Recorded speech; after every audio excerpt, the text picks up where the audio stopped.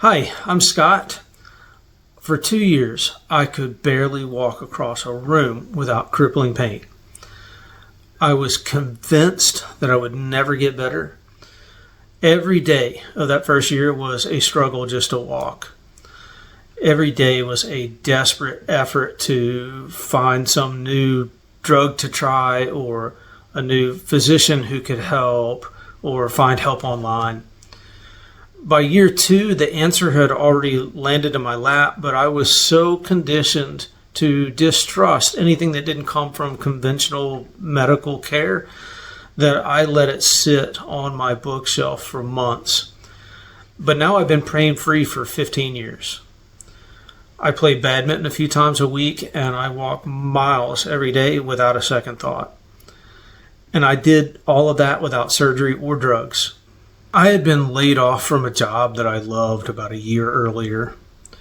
I didn't want to leave China, so I worked a series of jobs that I really didn't like. I had gained a lot of weight, and I was working hard to get it off.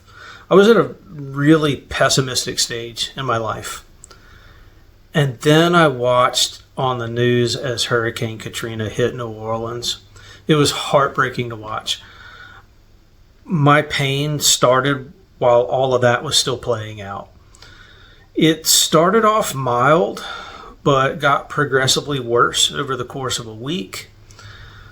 Looking back, I know with 100% certainty that it was stress-induced and nothing more.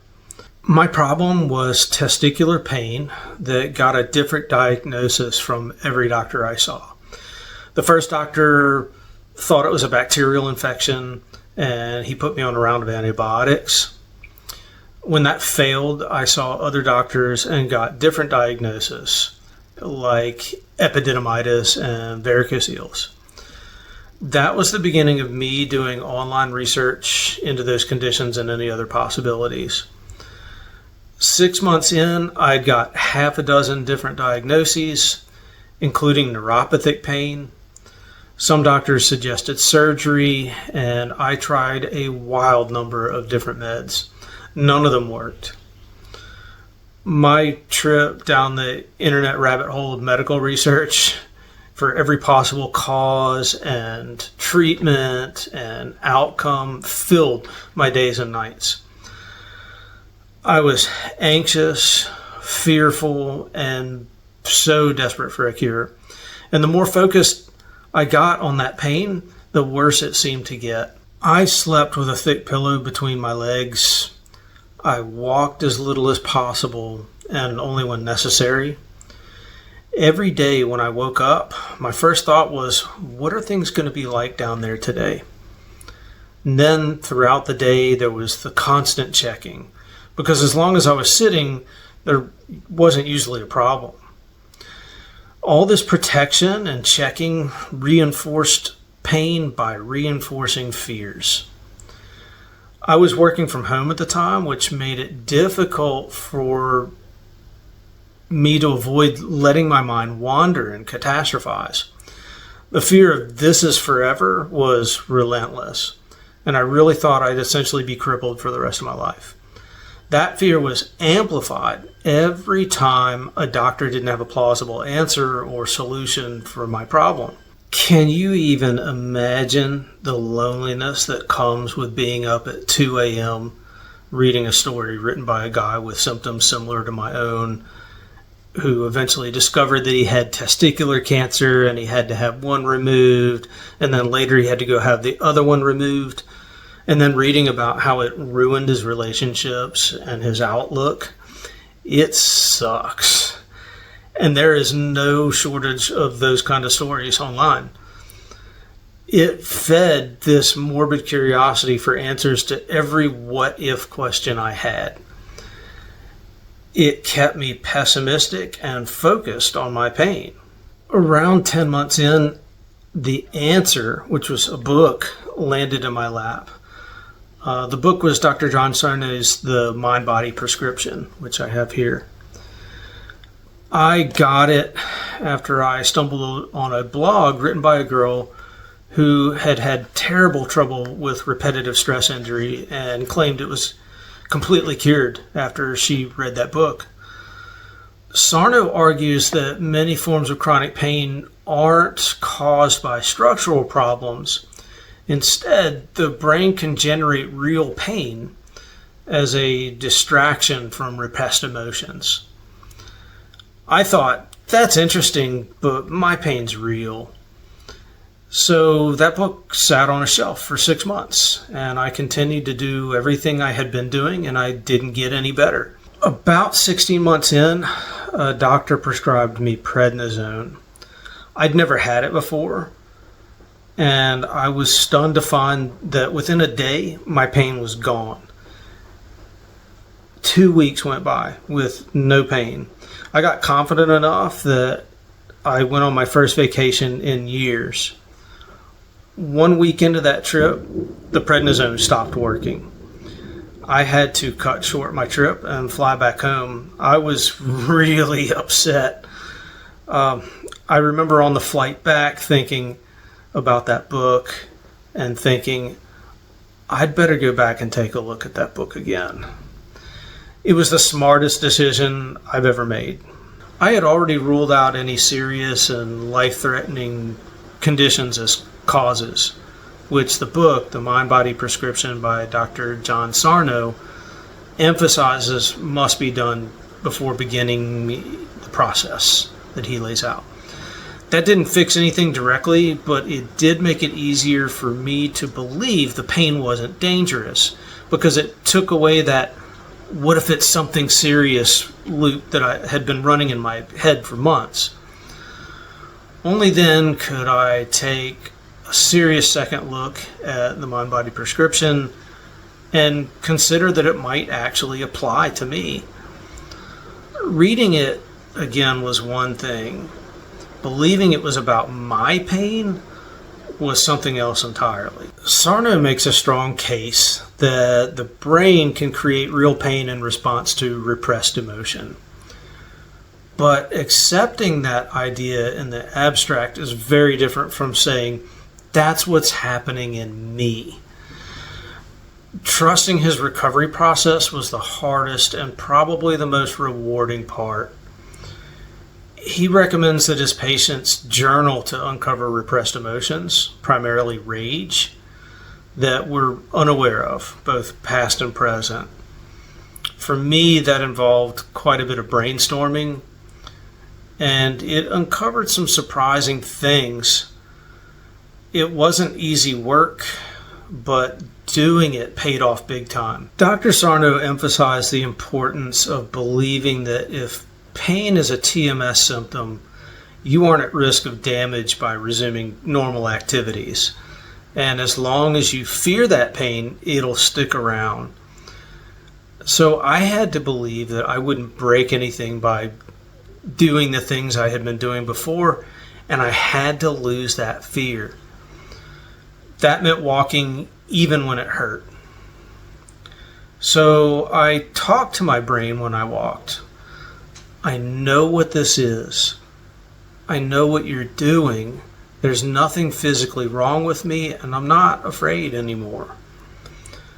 Sometimes I even tried to make it hurt by jumping up and down to show my brain that I wasn't scared, and I knew that there was no problem down there. In an earlier video, I described how every day when I woke up, my very first thought was, what are things going to be like down there today? And then I was constantly checking throughout the day, and that reinforced my pain by reinforcing my fears. Every time I checked in on that pain, I was reinforcing the belief that something was wrong. And that kept me focused on the physical instead of Sarno's psychological approach. Checking was a habit I had to work hard to break. But when I finally stopped monitoring everything I felt down there, I started trusting the process, and that's when things really started to change. I went through an awful lot of meds in the 18 months that the pain was with me. I went through half a dozen courses of antibiotics with at least one course of a med that targets neuropathic pain.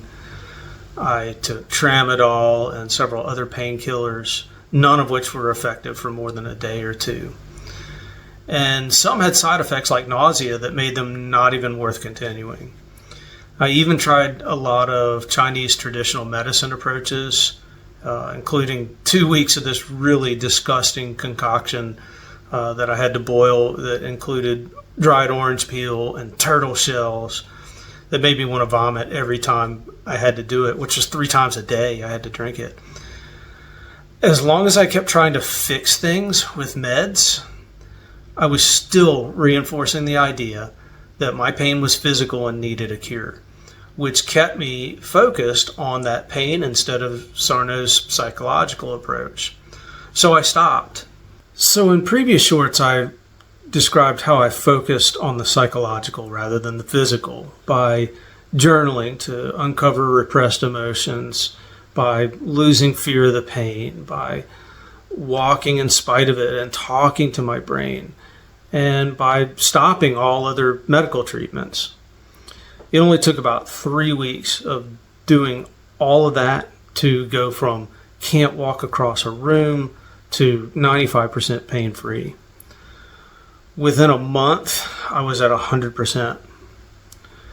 It's still the most astonishing thing I've ever experienced, and I never would have believed it possible if I had had any other way out. After I'd been pain-free for over 3 years, I got 2 different emails from 2 different guys on the same day. Each of them had found my story on a blog, and both described having the exact same problems that I had had and wanted to know how I'd got better. So I was really happy. It felt good knowing that my story might be able to help somebody. The very next day, my pain came back. At first, I panicked, but within a few hours, I managed to get quiet enough to think clearly and realized I've beaten this before. I can do this again.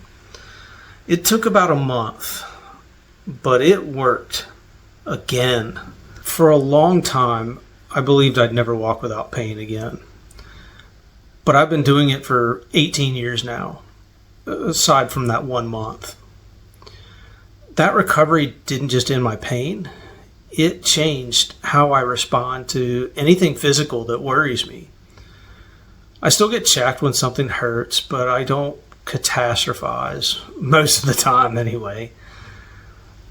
More importantly, I learned how much thoughts, emotions, and assumptions affect my body, and that changing them is sometimes necessary. Pain used to feel like an enemy. Now I know it's more like an alarm. It doesn't always mean something's wrong. It just means sometimes something needs attention. Learning to listen without panicking is what gave me my life back. My chronic pain experience gave me tools I'd later need to face tinnitus once I made it through those first weeks of absolute panic. It also helped me avoid turning temporary issues into lifelong ones. Those tools didn't make tinnitus easy, but they gave me a starting point. Tinnitus was brutal. It wasn't like pain where I could at least stop walking or change positions. It was 24/7, loud, inescapable, and mentally exhausting. For a long time, I couldn't think straight because I couldn't catch a break. But the tools I got from Sarno helped me find a path to habituation that actually worked for me. If you're still in it, I hope my experience helps you start to take some of that power back too. If this helped you, let me know in the comments. I try to answer everyone. And if you want more, please like and subscribe. And I'll see y'all soon.